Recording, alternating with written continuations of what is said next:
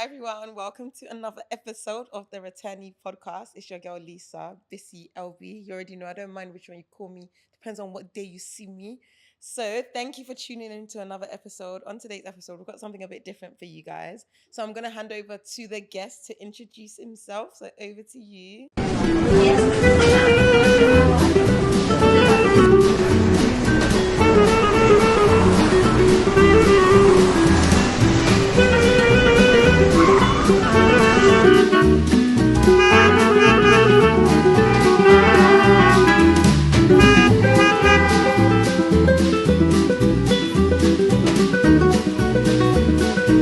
Hello, thank you for having me on the podcast, You're Lisa. welcome. My name is Dami Edun.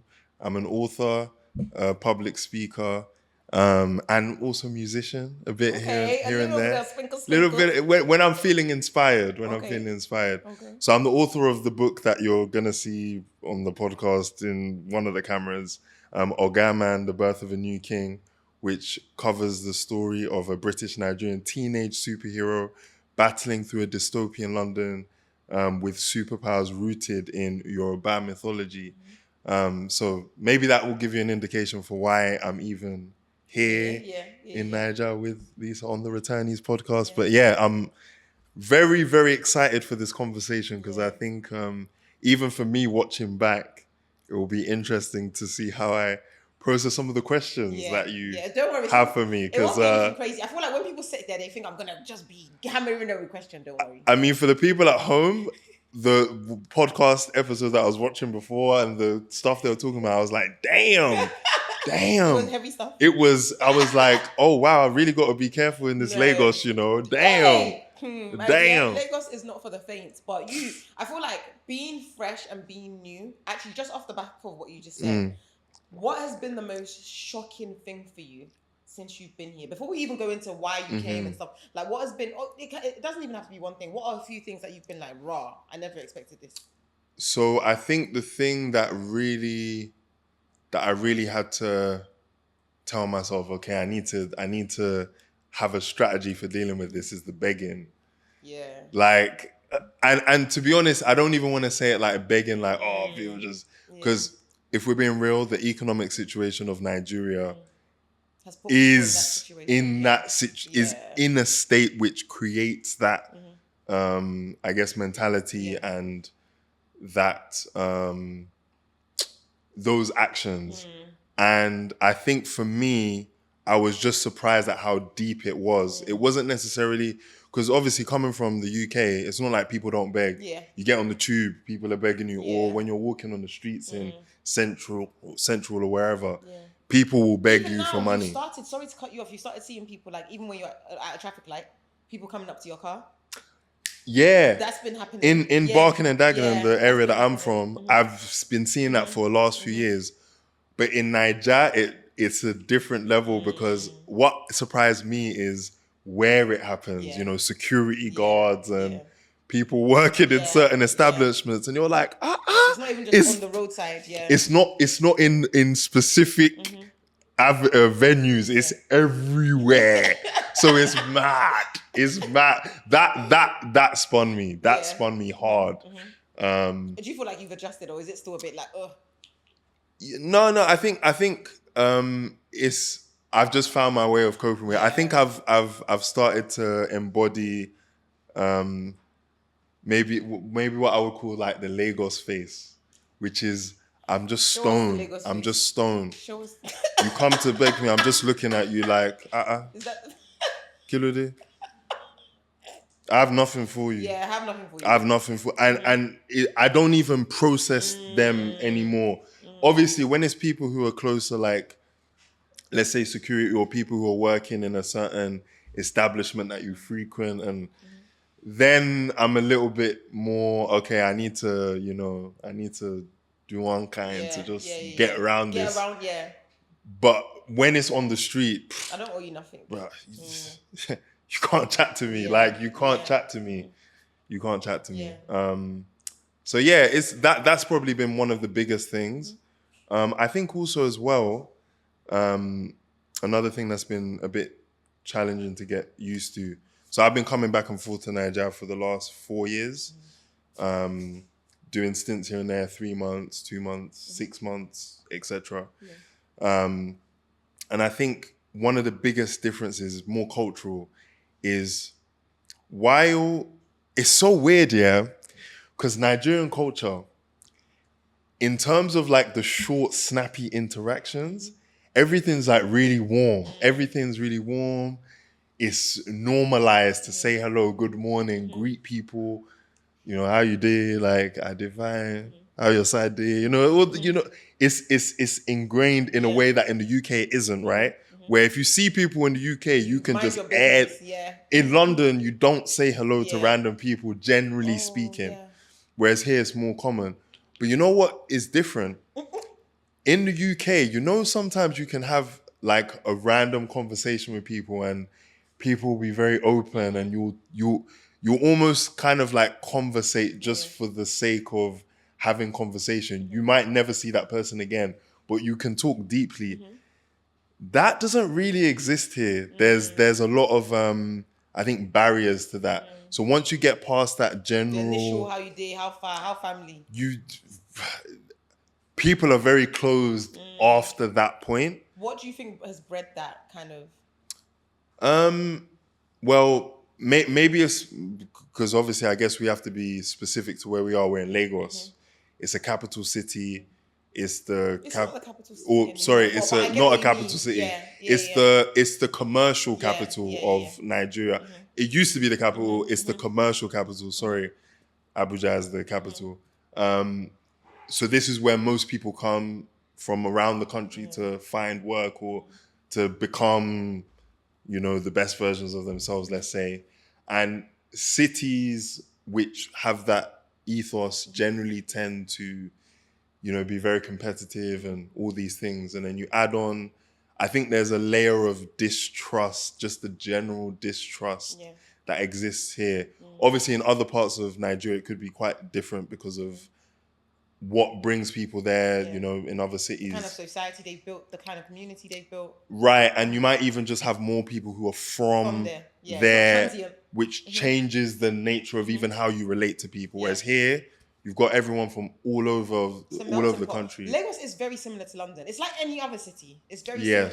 And it's funny, we had a guest previously who said that they feel like one of the reasons, and that's why I asked you the question, and your answer is kind of very on par with what they said. They feel like Lagos is a very low, like generally Nigeria is a low trust society. Very low trust, because 9 times out of 10, if someone's being nice to you, you're already thinking, bro, what do you want in return? Like, are you trying to get something? Let's really know ourselves. Let's know what's going on here. Do you know what I mean? So I think it's interesting that you've had a similar experience, because obviously you haven't lived in Nigeria forever, but that guest had actually been, she was born and bred here. So it was very much a like, oh, like this is a bit weird, like this is how it is here. Do you know what I mean? So it's interesting that you've kind of had a similar experience. But I think the thing about it is that I think once you go deeper, when you've gotten deeper, when it's someone that you're more acquainted to, then the conversation will be free flowing. You know? Yeah. That initial middle phase from how are you, how far, to maybe like deeper, to get there, my brother, there has to have been like 5, 6, 7 transactions. Maybe like once you guys have seen each other in the gym, like maybe 10 times, then you can start, do you know what I mean? Start conversing and get deeper. That's what this because I've been here for a few months now, and I've seen that swing happen. Start happening, yeah. Where now I'm seeing the same people at the same places, and things are just opening up more. Suddenly opening up. Right, in a way that feels kind of like, oh wow, this is actually a possibility. Like, whoa. Yeah. Now I'm talking to the people from salsa, and because I do salsa quite regularly. I know you mentioned that. Yeah. Yeah, so I've been going every time that I've come to Nigeria. I'll tap in with that community, and it's only now that I'm feel like I'm actually creating actual relationships with people there, versus just the greeting and then back to the straight face stone wall boundary that exists. I understand why, but obviously us coming from London and how that society operates, it's a cultural difference that I think you have to be prepared for and get used to. And I feel like maybe you just have to do your time, and then then you can get there. Like, Yeah. do you know one thing with me, and just based on what you've just said, I think if there's any advice that I give to people, living in Nigeria is a process, settling in Nigeria is a process. You can't come here and you have your community already. You can't come, and even the community you have in December, they're not working in December. They're going to go back to work in January. You're going to be on your own. So you have to realize that it's a process to make friends. It's a process to get to know people. It's a process to even, like me, all like my beauty stuff, like my nails, my hair, I have the one person for each that I've been going to 4 years.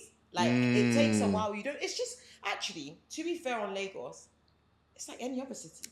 If you decide to move to flipping Mexico City tomorrow, you're going to have to build those relationships. You're going to have to start from scratch. You know? I think what makes it a bit different in Lagos is just that, like you said, everyone's a bit like, oh, raw, like, can I trust you? Like, everyone's a bit already on edge. I think that's what makes it slightly different from anywhere else. Yeah, it's funny you say that because when I was going through the turmoil of like, oh my God, I'm just here alone. Like, obviously I've got a lot of family here, but in terms of my own social network, I thought back to something because one of my best friends, he lives in Edinburgh, and I actually I lived in Edinburgh for a while because I had a project up there, which is in Scotland, if anyone doesn't know.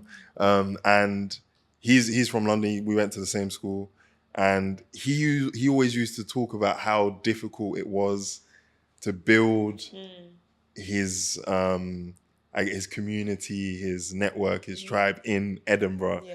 And that was one of his reasons for not wanting to leave, because he knew how much work he put in to get there. Now to have to start again. And I always used to be like, oh yeah, you know, like I didn't really understand it. And it was only when I got to Niger and I was like, oh no, this is actually really fucking hard. Like, it's as an adult hard. As well. So building hard. Community as an adult, making adult friends, because everyone's doing their own thing. Like you said, again, another guest mentioned that for the IJGBs coming to Nigeria, you need to realize that as an adult, you're coming into a set.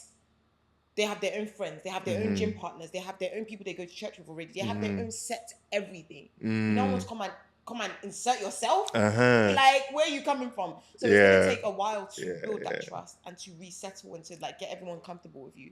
Do you know what I mean? So I think it's not necessarily unique to Nigeria or Lagos, but there are added layers that makes it a bit challenging. Yeah, because let's be real, when you're in Lagos, I don't want to say the hold up is probably Nigeria, but when you're here, you really got to do shit for yourself. Like, there's no, so you know, like when you go to other, because I'm sure you've been to other places in Europe, you know, Paris or Lisbon or wherever, and even if you come as an individual, they understand, okay, we have people from all across the world coming here, so we're going to make things easy for those who are plugging in for a period of time. And then obviously the people on the ground will know the real things that are going on in that city or in that place, right? But and even though you know that distinction, you know, okay, as a tourist, as someone coming here for a period of time or from somewhere else, there is an experience that's catered to me. In this place, bruh, as soon as you get off the flight, you're on your own. You are on your own. The way you're saying it is like, it's really peppering you. On your own. Don't let it be forgotten. Sorry. Don't let it be forgotten. You are on your own once you arrive in Lagos. Literally, you have to fend for yourself. And I think, if anything, interestingly, you know, when we were growing up, right? I don't know if you were naughty or whatever, but did your parents ever threaten you with sending you to Nigeria? They did. They did. Yeah. They did. I feel like a lot of parents threatened their kids with coming to Nigeria, not because it's like, oh, it's gonna be bad for you, but because growing up you will be independent by force. You will sit up by force because, like you said, you're on your own. Did your parents force you? No, my mom or did they for that. threaten you with that? No, my mom never did. But my aunt, my cousin, his life was on the line every 2 to 5 working days. He never wanted to come to Nigeria because he literally thought his mom would just leave him here. He was always panicking. Whereas me coming I was like, let's go. Like, I'm here for a good time. Do you know what I mean?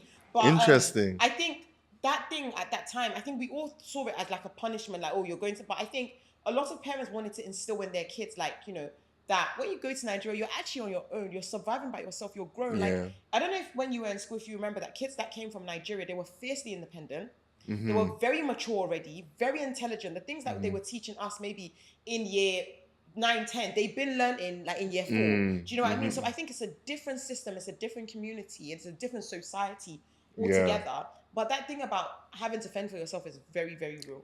It's very real. It's mad because I think I relearned that ironically through salsa.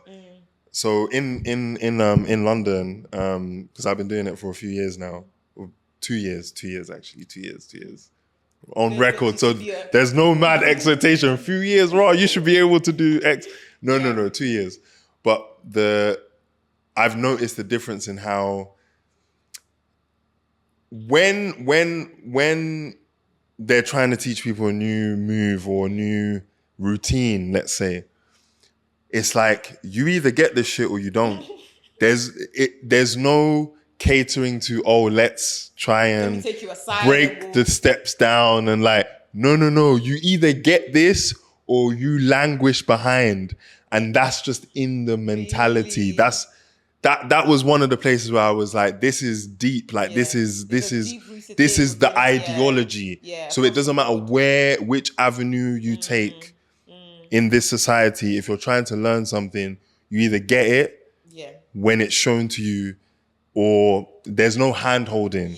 There's no hand holding. There's no hand holding. I feel like that's part of it. There's no hand holding. In Nigeria, I don't know if they still do it, so guys, please don't come for me. But I remember back in the day, people used to say, oh, they held me back in class. Like, let's say you're in like GS1, for example. If you don't do that, pass your exam well, you're going to stay back. Or you will not go, because why are you going ahead for? If you haven't even learned what you need to learn here. So I think they don't pander. You can't be mediocre. Yeah. They don't wait for you need to catch up or get the heck. Do you know what I mean? And I think that's probably why as well Nigerians are always so like, excellence is a thing for us. If you see a Nigerian doing something, they're like 9 times out of 10, they're gonna do it well. Like they're gonna make sure that I'm the best at it. Especially like on the NHS, for example, if you look at a lot of the consultants, if they're not Nigerian, they're some sort of Asian from some sort of Asian country. If they're not like Japanese, they're like Pakistani, Indian, something like. So it's like there's a certain level of excellence that I think it comes from having grown up in this kind of system where you can't be mediocre. You have to be excellent, Yeah. It's just a shame that it hasn't manifested in creating a nation that can reward that excellence. You've hit the nail on the head. I think that's probably... It's weird, because I guess when I look at Nigeria as a country and as a nation, and especially because... before being here on the ground and seeing the reality more up close, when you look at the fact that a lot of Nigerians will leave Nigeria and go to, let's say, the UK or the US, and, in terms of successful immigrants in the US, Nigerians are top of the list, like the most highest earning and all these things. It obviously points towards a level of excellence that is within the people, or at least in their way of approaching their skill set or their discipline. Yep. So it's a real shame, I think, and it gives me a sense of like mourning that that level of competence or aptitude towards these things can't build a nation that rewards that same skill set and excellence that will benefit the actual society that you come from. That's something that off the back of what you're saying, like seeing that exist is it obviously shows the quality of excellence that's here, but it also is like, damn, why can't we do that for ourselves? I know that you're not like, and I don't expect you to have a mind-blowing theological response to this, right? The way with reward systems, the way they work is that hopefully the more you're rewarded, the more you want to be better, hopefully, right? Because there's a lack of that reward, and if, in fact, forget the reward, there's no recognition. Forget the reward. There's even no recognition that this person. Like I remember a while back, I think it was Beijing Olympics 2012. Was that 20? Or was that London? 2012 was London. Was that 2012 was London? 2008 was 2008. Beijing. I remember watching that, right? And I remember there was this thing going around about like the Nigerian athletics team. A lot of them paid their own way to get there. There was no sponsorship. They weren't sponsored. They paid their own way to get there. And it's like, I'm out here wearing this Nigerian flag on me. I'm supporting, like, fighting for my country. No one's rewarding me. I'm not even getting paid. Whereas I was hearing from other nations, like, if they won gold, silver, even if they participated, they were getting X amount of dollars, X amount of pounds. Do you know what I mean? So if you're already, and I say all of that to say, when you're living in a system like that, do you feel like that is contributing to why this like jackpot mentality, obviously amongst other things, amongst a host of other things, is that contributing to like why there's, you know, in hordes, people are like fleeing to wherever they can? I think inevitably it is, and you know, I try and be a bit empathetic to it because obviously I'm in Nigeria now, and I've done the other part. We've done the reverse. Yeah. And I'm sure you've had this as well. Oh, don't worry, we'll get into that. You've had this. Yes. People are like, why are you here? Like, what are you doing here? Like, are you mad? Have you lost your mind? Like, that's the people think I'm crazy. Yeah. Like, for being here in the capacity that I am now. But I think humans generally tend to have regardless of circumstances, right? I think we sometimes can have a tendency to want to just, you know, venture into new spaces and want to see new things. You know, people leave their countries of origin all the time to go to other places, whether it's the UK or Japan or, you know, the America or Niger itself. I think that's naturally human to want to explore the world, right? But I think the conditions of Nigeria definitely impact that phenomenon, especially the jackpot phenomenon that we see here. Not to get too deep and too political into it, I think it's not a solution. If people think it's the solution, because the reality of the situation is most people cannot leave this country. Most people are not going to be able to leave this country, and especially if we see the way the world is moving today, without getting too political, promise. The doors are closing. Yeah, it's literally that like gap is it's tightening. Yeah. So what I will say to close that loop is hopefully with the situations that we're now embarking on in the world and in the Nigerian context, that might spur the people who feel compelled to change the reality that faces the average Nigerian citizen to take the action that is required to change that situation. For those who feel it and haven't done anything about it yet, for them to act on that impulse, because there's a reason why they've been even given that feeling in their body to do something. And if they haven't yet, I hope that what they're seeing on the outside makes them go, okay, it's time now. Let's do better. We've been seeing it, we've been living it, we've been in the system, we've experienced the trauma and the grief and the pain that it gives us. Now we're actually gonna step out on that feeling. Won't be easy, but my hope is that that's what the current situation that we're living in as a country now and as a world pushes them to do. No, absolutely. And I think in that then, based on what we just said about like we've done the reverse, like you and I. Yeah. Apparently we're crazy. Yeah. What were we thinking, right? I won't wear new. literally. So what do you like for you? What was the main catalyst? What was like the this? Wow. I might even need more. What was the main catalyst for you to be like, you know what, I'm making the move. I'm doing it. Wow, this is really it's a bit of a deep one. A lot of things happened actually. So obviously I said, I think off air, that my parents have now kind of around. They're in Nigeria. They're in their semi-retirement phase. So, you know, they've had enough of the UK themselves. So, I want to be as close as possible to them while I love that. they're still with us, as much as possible, you know. So that's obviously a motivation to be here more. But in terms of being on the ground, like fully, other things, I think when I was younger, I always knew that I didn't want. I always knew, this UK thing is not right for me, you know. Do you know what's so funny? It's not right for me. I've been like that for as long as I can remember. That I can't Really live in the UK. How old would you say? I want to say like 11, 12. Wow, that young. What? Oh, Do you know that why young. I felt that? Wow. Yeah. Growing up in London, like London, Essex, when I grew up here, things were weird.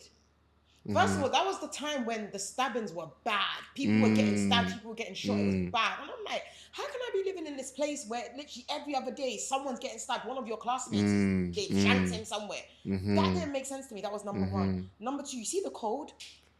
The code for me, I always said, this cannot, and people always say, but you've lived there all your life. How can you not be used to it? I can't be used to it. I can't be used to it. When I was 5, I remember, or 6 years old, this is like the most vivid memory of the start of my UK. Yeah. So I got to a position where my soul rejected the UK. Like it completely rejected the UK. But the start of that journey happened when I was 6 years old. I remember I was in primary school and I was in the playground, and it was a winter day. And we were standing outside. I think it had started raining, and I remember looking up at the sky, being like, I fucking hate this cold, man. I fucking hate this cold. I hate it. Yeah, I hate it. I can't pretend any longer. I hate this. And every winter, if you ask my closest friends, what does Dami complain about the most? It's the cold. Yeah. I hate it. Yeah. And it's funny because the last time that I was back in the UK, that I went back to the UK was February last 2025. So I'd been in Nigeria for a few months, and I remember arriving. February is the worst time to go back, by the way. Oh, ma. That's the worst time to go back. When I landed and got to my yard, because no one had been in the house, I was the last one to leave, so I went back. It'd been a few months since anyone had been there. It took me 3 days to adjust to the cold. It was like I'd never experienced the winter before, ever. Yeah, it's rattling. It's so rattling, literally. I don't think I can do it again, you know? Like my body literally can't acclimatize back to that. Do it. Like my sister sent me a screenshot the other day of, she's in South London now, and she was sending me screenshots of it being like -5 degrees. Yeah. And I was just like, I can't, there's no reality. As to when or how, why I would go back there. Unless it's an emergency of epic proportions. Will I re-enter that UK in the winter? Great. This question I'm about to ask you then, tell me this. It's funny. Do you know what? This is the energy I need. When I give this energy, there's a specific friend of mine that's going to be on the podcast at some point as well. Every time I explain to him that it's cold, like, I don't think you understand. He's thinking, but you've always lived it. I said, bro, it doesn't matter. No. The DNA is not made. I say melanated people, we're not, it's not correct. Our DNA was not made for this kind of cold. This is not right. When I'm in Nigeria, my skin doesn't dry out. My skin does not dry out. When I'm in the UK, if I wash my hands, I have to cream instantly because it will be so white. And I had to go online. No. I had to say, why are my hands always white? It's a lime scale in the water.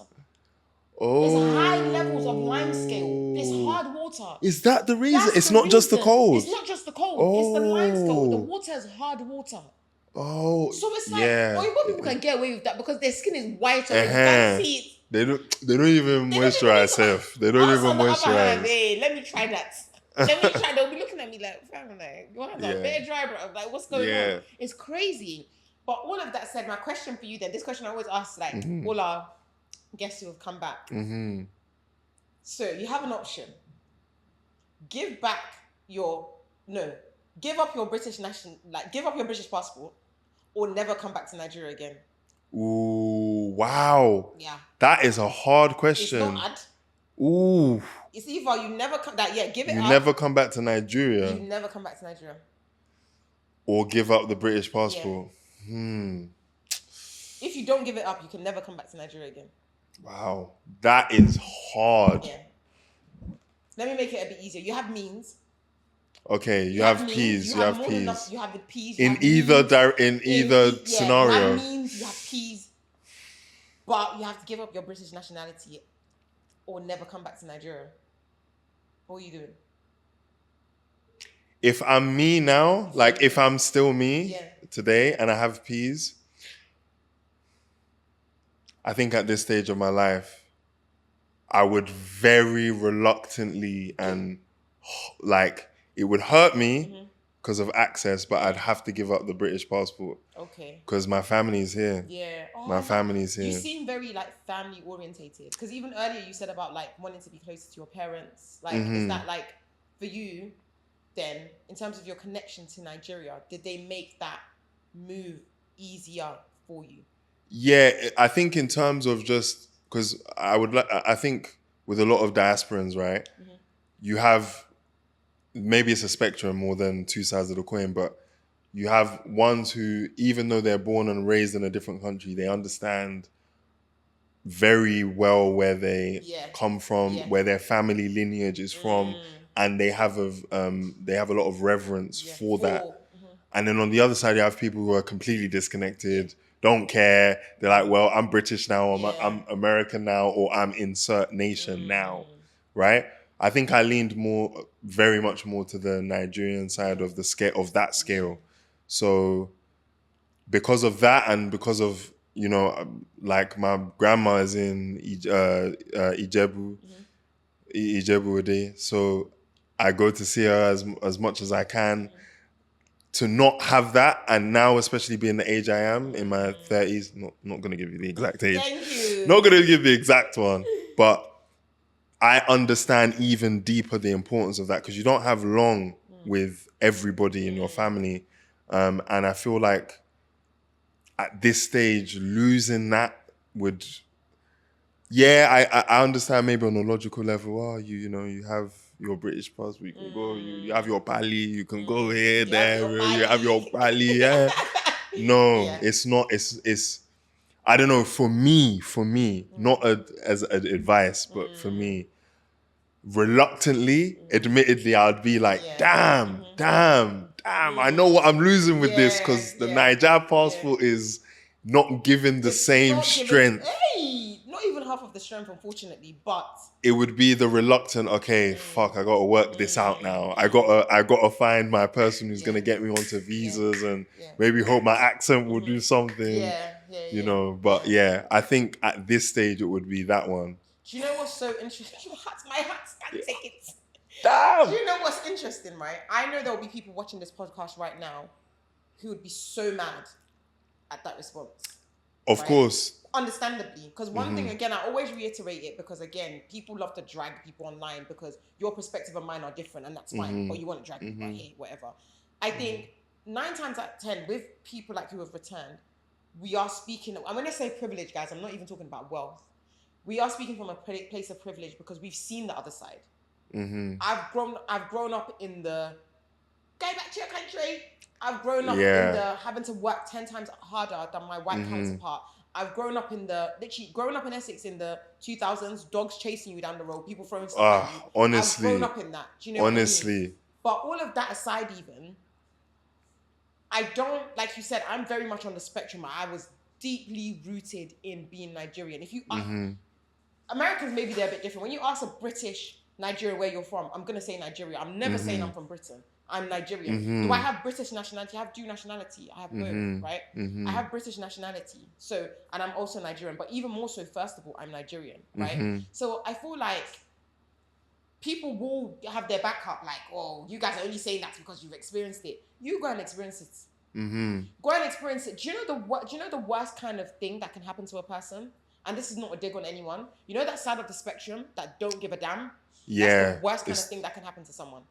I don't know if you've seen, there's been documentaries that a documentary that's come out about.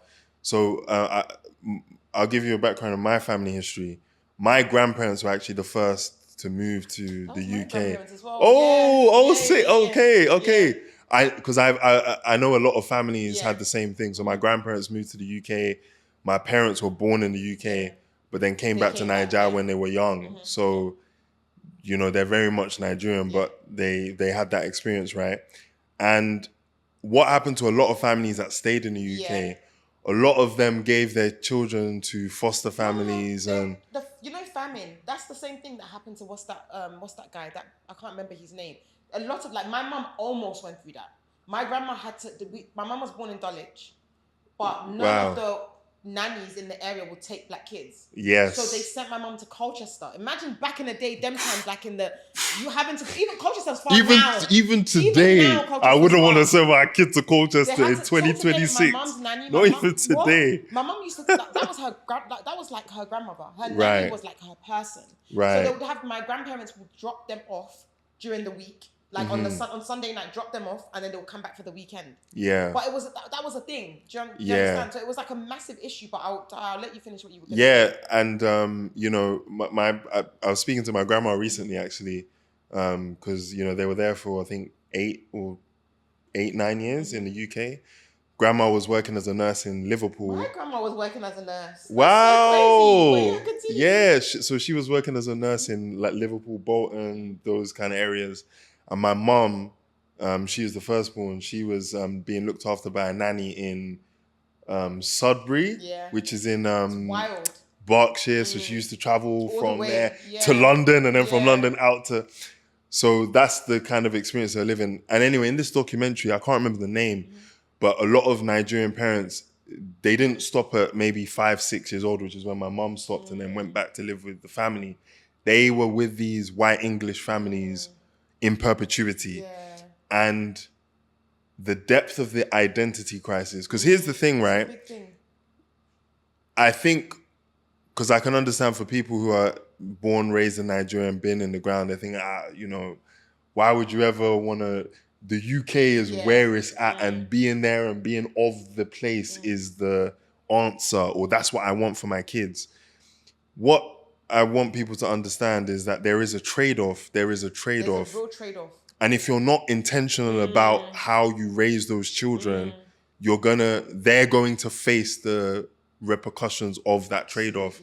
Because the identity crisis, because you have to remember, I think with America it's different because America was created, was a created state, whereas Britain, there's an understanding that what is indigenous and what is truly British is white British. If you're not white, your level of Britishness or Englishness is questioned and is always going to be under scrutiny. That's how long you've been there. It doesn't matter if your grandparents were the first, if your your family could even be there for 200 years. If you're black, are you really British? Are you really British? The system and your microaggressions that you'll face throughout the days and weeks and months will quickly remind you of the fact that you are not really of this land.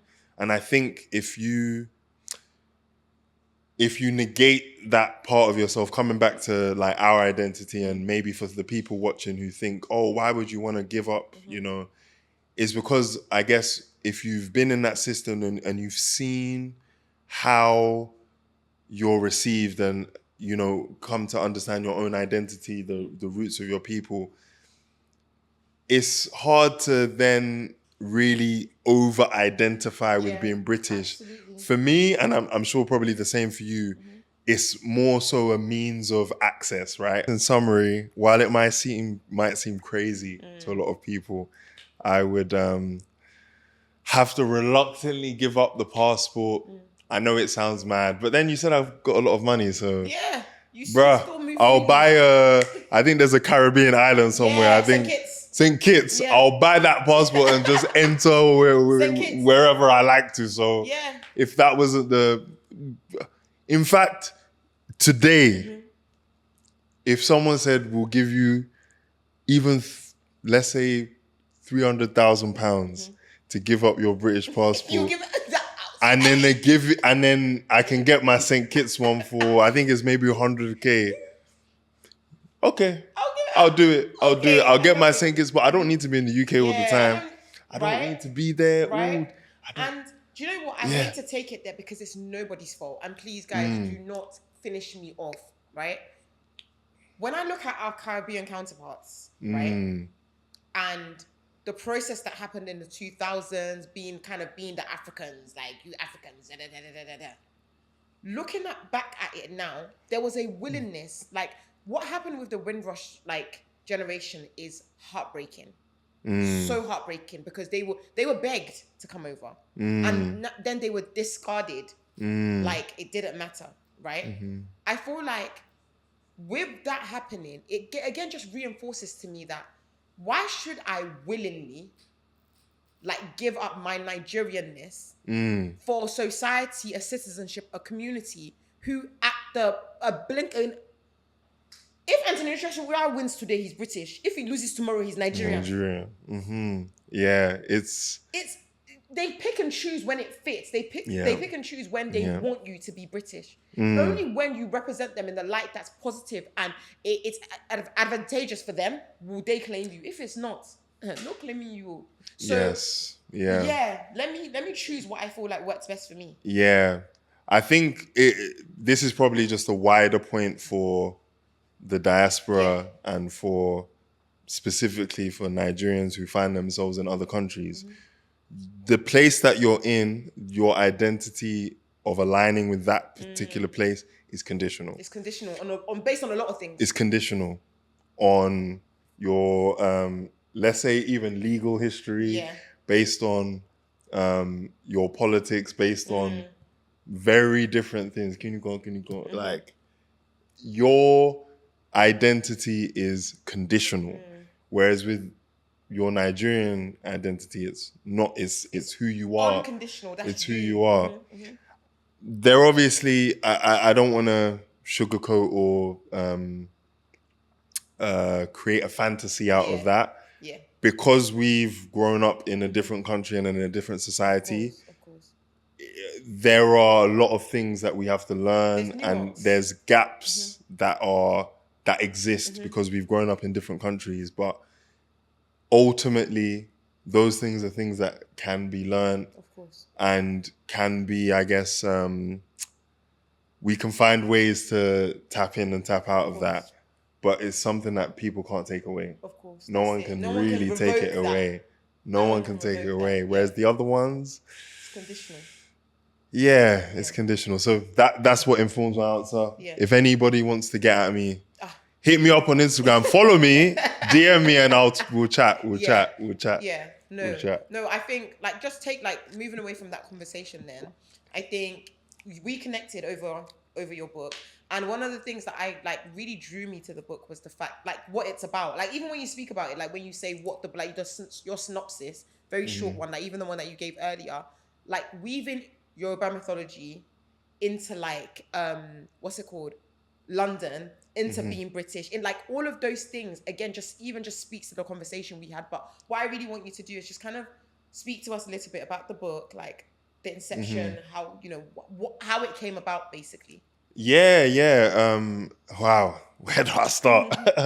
So Ogaman, so this is the first edition of the book, The Birth of a New King. So on a personal level, I always wanted to write a book from a really young age. So one of the things my mum did, my mum's been a very big inspiration in my life and a very prominent guiding figure in everything, pretty much. Most things, actually. Not give her everything. Yeah, take a bit for myself. She gave me a lot of books when I was a kid. Books like Famous Five, Secret Seven, Animorphs. So I used to read these books, and from 5, 6, 7 years old, I actually knew that I wanted to write my own book. So that was already something that I wanted to do. And then I guess I got institutionalized. Yeah, that part. Both by my parents and by the system itself. So my parents wanted me to be an investment banker. My dad mostly engineer, accountant, the typical paths that immigrant families tend to want for their kids. And then just from following the boys from ends, wanted to be a professional footballer, obviously. So I kind of went down that path. I'm here now, so I didn't make it. Guys. I didn't get to kickball for a living, unfortunately. And I'm too old to make it happen unless AI changes the game for us. But that's a whole other conversation. That's a whole other avenue.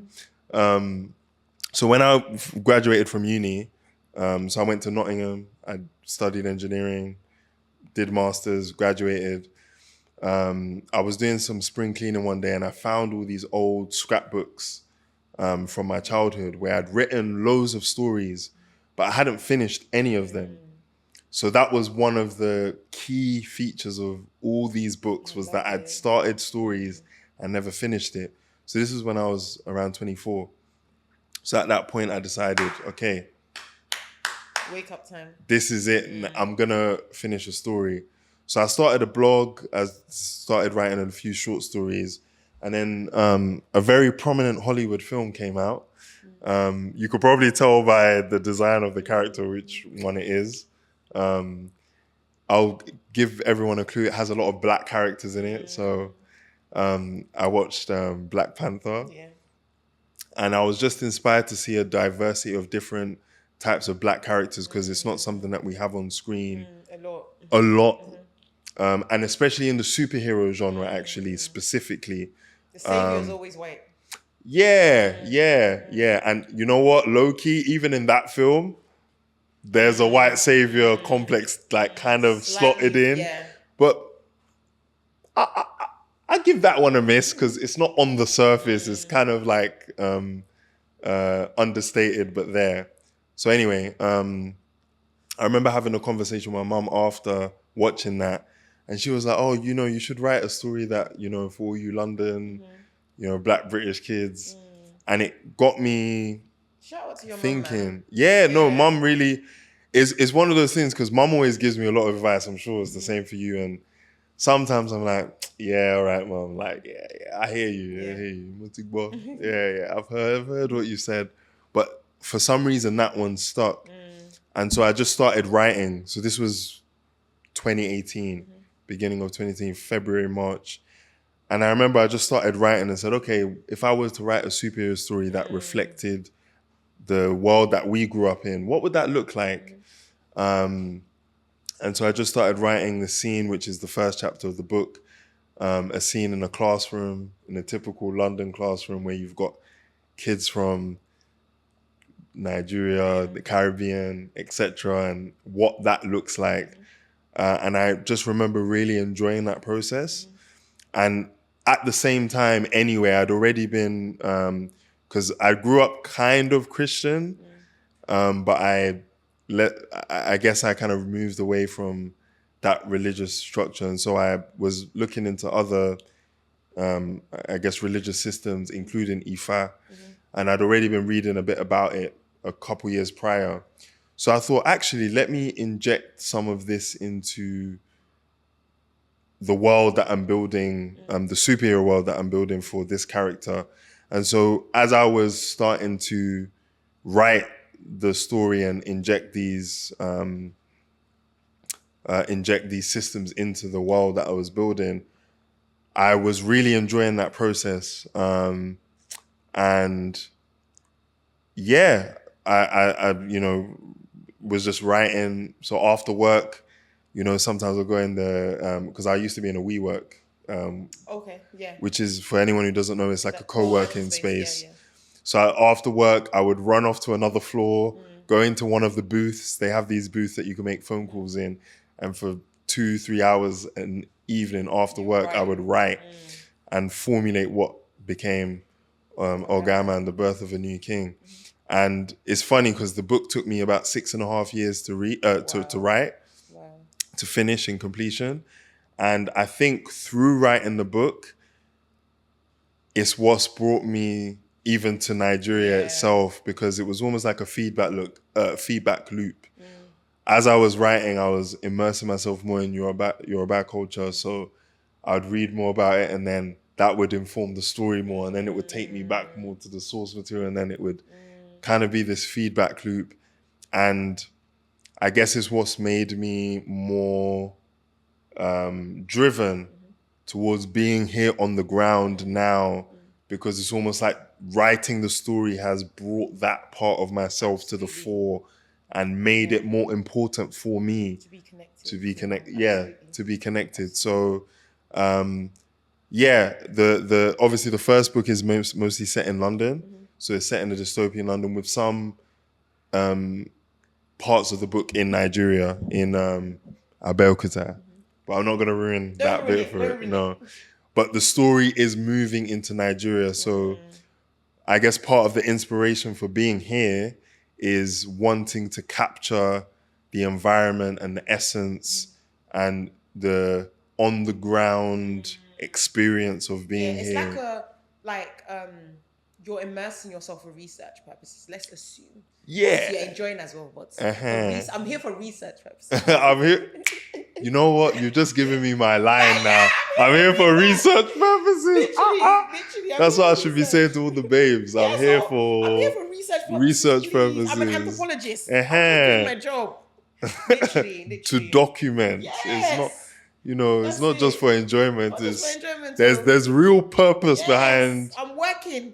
What I'm here for. Yeah. So I'm gonna take that, by the way. Write it down. You're gonna hear some thread somewhere. Is your man telling you he's here for research purposes? So literally, because that's what it is now. Like you're immersing yourself in the culture to have what you can, information and documentation for your book. Yes, yeah, and on a low key level, I really, I'm gonna say this publicly. Okay. I'm gonna say it publicly. It's juicy. Maybe. It's more just a declaration. It's a declaration. I really do believe that when I write the version of this story, which is based in Nigeria, I think it's going to be the one that really shakes things up. You heard it here. I really think, because there is a very specific experience that we have coming back to Nigeria and trying to integrate ourselves in the culture. And I think having spent now quite a few months here and knowing what I've experienced while being here and what I've had to learn and integrate in and those things, I think for a superhero character to integrate my own personal experience into this story, I think could be quite entertaining. So I'm calling it. If not, if it doesn't happen, it is what it is. But I think I have a sneaky feeling it's gonna be the one that really lights the fire for the Ogaman universe. So where can we buy the book? So at the moment it's available Amazon, Google Books. It's on Seller as well for people who want to read the electronic version in Nigeria. So the paperback version will be available in a few weeks. In Nigeria from a reputable bookstore, alongside an exclusive book launch. The details are still to be ironed out, but this book, this physical book, is going to be available to Nigerians very, very soon. And for people who want to find out the details, that's what I was going to say. Where can we find that? So if you follow me on Instagram at Dami Edun full, or on my website www.damiedun.com, you will be able to find out the details of that event and the availability of the book when it's available on the ground.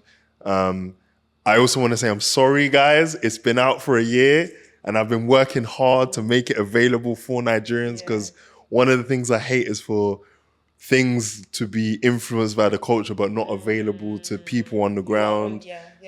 Certain production companies out there do. You know who you are. Mickey Mouse and those guys. You know who you are. You know who you are. I don't want to be that kind of creator. I want to make sure that the stuff's available here. So in a few weeks, it should be around. Brilliant. Probably by the time this podcast is out, maybe. So look out for that. No, that's amazing. In the very near future. Well, guys, I get a copy, so I don't know about you guys. I'm going to be reading, like, literally, because I was saying to you earlier, like, I'm a reader. I really like my book collection is amazing. So I'm really actually looking forward to reading it. And again, not to compare, I don't know if you've read Children of Blood and Bone. It's one that I really need to read. I don't know if I have a copy here. If I do, I'll find a way to get it to you. A friend of mine, literally, shout out to Tega, almost forced that book down my throat. But it's I've read the first one and the second one, I can't remember what the second one was. I'm waiting for the third one. An amazing book. Amazing, literally amazing book. And as soon as you told me what it was about, that's what my mind went to. And do you know why this, for me, and guys, this is not a plug, and I haven't even said this to you. Do you know why books like this are important? You know how we've decided we're Nigerian because that's our bloodline, right? The Britishness in it solidifies the fact that I can be both things, but first and foremost, my Nigerianness is going to be the part that comes out first. And I can't overstress how important that is. That's number one. Number two, similarly, like, you know, I'm Christian, but the thing about it is that in terms of your lineage, in terms of your history, that Yoruba mythology part, you cannot remove that. It's still part of it. Being able to weave that into new age, 21st century, like, Britishness and Nigerianness is mad. Like, I need to read it to figure out how you've done it. That's to be it's a round of applause to you, literally. Because when you explain that, Thank you. I was like, yeah. Because even at least Children of Blood and Bone was set. It's not set in like the 21st, it's still set back in the day. That's the difference. So that would make sense. Being able to do that now is a whole different ballgame. So like, kudos to you, like, literally. Round of applause to you because you've done an amazing job. And I'm excited. Like I said, I'm probably going to bother you and be asking that, so what did you mean when you said this? What did this mean? So unfortunately for you, I have access to the direct line. Yeah, you have the DMs, or the DMs are open. So I'm going to be messaging you about it. But honestly, thank you so much. Like, in terms of, like you said, you've shared your social media with us. So hopefully, guys, if you want to find out more about where you can get the book, like, or just engage with Dami in general, please feel free to reach out to him. Like, don't be like me, don't be bombarding him with questions. But feel free to reach out to him because I think we need more of this. We need this to, like, people to read this here in Nigeria, but even in London as well, for like the, I don't know, 10-year-old Tosin that's growing up in Beckton somewhere. He needs this. Do you know what I mean? That is who, like, on a really fundamental level, I think that's who the story is for. Because I think it's something that me as a child, if I had or as a teenager, let's say, if I had a story like this growing up, I think it would have really maybe given me that confidence. Of course. To really understand myself in that society much more in a indirect way, where it's through the art rather than somebody just telling you, you're Nigerian, you're about. Instead, it's through the reading of the story and the journey that the character goes on that I myself reflect on my own experience, and that's who it's for. On a deeper level, those people who are in the diaspora and feel a level of separation. Without revealing too much into also my own thoughts about the message or what the book's supposed to do, I think on a fundamental level, it's giving people in the diaspora, especially, a door to say, hey, you can walk through this door back to here, you know. This door's here for you. It's not shut. This door's here for you. The door is here for you if you want to walk through it. Absolutely. If you want to walk through it. So I hope that's what it does. And then for Nigerians on the ground, I hope it's entertaining. You Yeah. get to see a different side of Yeah. how your culture And manifests in how a it's different influenced. country. Absolutely. Because there's so much of Nigeria now that has influenced Britishness, that has influenced London. Where I hear people saying stuff like "nyash," I'm like, hello. Or where people, some random Oyibo boy will just say, "Oh, ode," and I'm like, hello. Raw. Hello? Really? You've heard that? Yes. No way. Yes. Oh, that's new And to I'm me. like, Raw. bro. Ah. Tommy, come on, Tommy. Relax. Relax. Take it easy. Relax. You know what I mean? So it's no, I really like that. But honestly, thank you, Dami, for so much for being here. I really appreciate it. And thank you for my copy. Like, guys, I feel so special. I'm gonna sign it for you as well. Yeah? Because You heard it here first. you know this one is a limited edition type copy. Okay. So I'm just saying, hold on to it. Oh no, hold on to it. I'm not a fan. Hold on Whenever I to give my books away and I don't get it back, I get really upset. Because sometimes I make notes in my books. So I'm like, bro, that's you taking my intellectual property? How dare you? So no, don't worry. I'm going to be holding on to it. Don't worry about that. But honestly, thank you so much for being on the podcast. I really appreciate it. Guys, thank you again for tuning into another episode of the Returnee Podcast. Please make sure you like, you comment, you share, you subscribe, you share it with your neighbor, your auntie. Go and find out more about Ogaman. Follow Dami. And if you have any questions, please feel free to send those to him. But I really appreciate it, guys. And yeah, I look forward to seeing you on another episode. Bye, guys. Bye.